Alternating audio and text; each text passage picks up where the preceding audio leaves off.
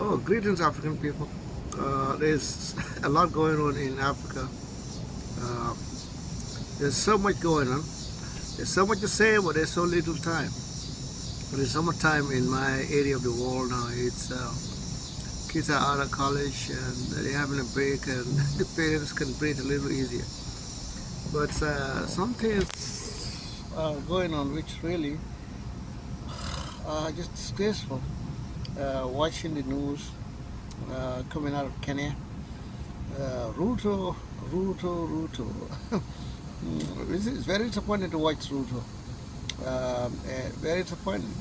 Somebody with his level of education, you expect a certain kind of just basic common sense in how he uses power, how he sees his own country and continent. But it's the things that we are seeing from Ruto are really, really disgraceful.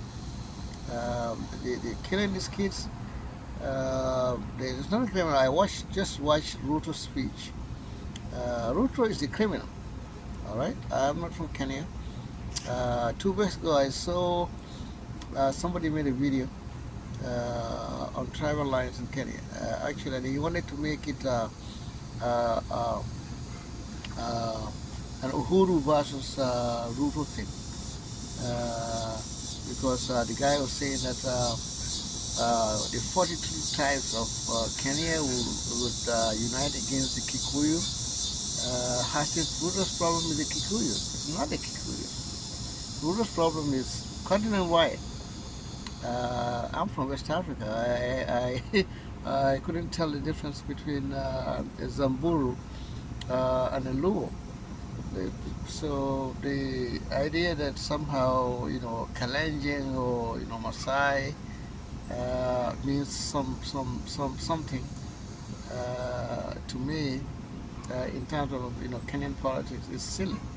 And there are millions of Africans around the world watching what's going on with a lot of disappointment and quite frankly a shame. Seeing Ruto in the Oval Office, in Biden's office, sitting in his chair, will offer his chair to sit there. It's like a little boy. Obama was in office. When Obama was in office, he had some visitors, and they allowed this little kid, a black kid, just to make them feel good and important. Obama had this kid sit on his chair, and I saw that image of Ruto. When I saw the image of Ruto with Biden behind him, sitting in his Biden's chair, it's really it's a shame. There is nothing dignified about it. And then I know George Brown, talks about Biden and his racist tendencies and so on and so on. And some of I never believe anything until I said, when I saw that debate, I said, okay, that's somebody you cannot for anybody to do that to a leader of 60 million Africans. There has to be something inside of them because there's nothing respectful about it. It's not an honor. Like it's supposed to be, oh, it's an honor. It's not an honor. All right. Kenya supposedly is a non-NATO ally. What the hell does it mean? Exactly what does it mean to be a non-NATO ally? What is NATO? North Atlantic Treaty Organization. Who are these people, by the way? NATO was set up. It's a white supremacist organization, just like you have for this thing. It's all about controlling the world. Western countries coming together and said, we are going to dominate everybody else in the world. They are the only people on the planet who believe that nobody else should be successful like they are. At the crux, at the bottom of the human index, the way they view the humanity, at the very bottom lies us African people. So NATO is set up not to contain Russia, but to keep the wall as it is. How is the wall? How is that wall that is set up after the World War II, after World War II, after 1945 or 1946? What is that wall? That wall is it's a way of we moved from slavery, blatant slavery, to colonialism. All right, and now when colonialism ended, and they knew in 1945 that this thing is over, and there's no way they can keep up because for the biggest colonizers in the world were the British and the French. Those people were so desperate in 1940, between 1940 and 1945, that millions of Africans, over millions of Africans, had to go help them to the freedom from the Germans. They are cousins to Germans. Germans basically had them in a box, and Germany would have defeated all of them, would have conquered all of them. And of all the people on the planet that they could call to help them, it was Africans who had to go and fight for them in South Asia and other parts of Europe to freedom from the Germans.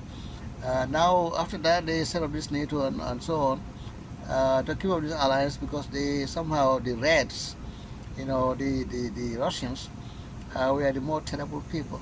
Well, here's the deal. The Russians have never colonized any country in Africa.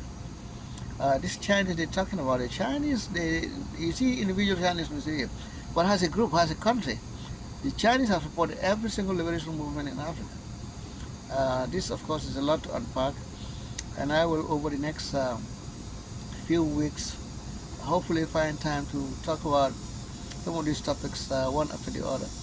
But it's just watching Ruto, just watching Ruto labeling these young people who are only demanding freedom. That's all we are asking for. That's all they're asking for. Ruto is a young fellow. When I went to school, Ruto wasn't even born. So to watch this man, who should understand better? Who should know better? Who should understand what these Generation Z people are doing? What these people are doing is something to be proud of. Somebody close to 60 years old, I mean, this is one of the proudest moments of African history. To see these young people stand up and say, no, you're not going to sell our country. The United States has never had any good plans for anything that has to do with uplifting Africans. Never. I've lived in this country for over 30 years now. This is my sixth president. So it's from George Bush 1 to now. I've been here. I know this going to understand how they think, how they behave, and this is no friend of Africa. Yes, I mean, for William Ruto to think that somehow Joe Biden likes him and is a friend of his, it's insanity. It's like, it's something, people like, all the older leaders you can understand, but somebody young like him, young and educated, what kind of complex is this boy fighting? Does he comply? What is Ruto trying to compensate for? It's a disgrace what he's doing. That Kenya does not belong to William Ruto. If Kenya will be a lot after Ruto is gone. And to be trying to use just to show the West that you are strong. You're not strong because you're killing unarmed kids, 20-year-olds, 22-year-olds, shooting those and killing them. Why? Because you want to impress your masters? This is a damn disgrace. That's what it is. You're not speaking for anybody. You're not fooling anybody. This is a very sad day in Africa to watch somebody like that, who should know better, behaving in a very disgraceful manner. It's a damn shame. It is a damn shame. And that's all I gotta say for today. But I'll be back to speak my mind on so many other issues, because Africa, we just have a lot to do. All right. I'll talk later. Thank you. Bye bye.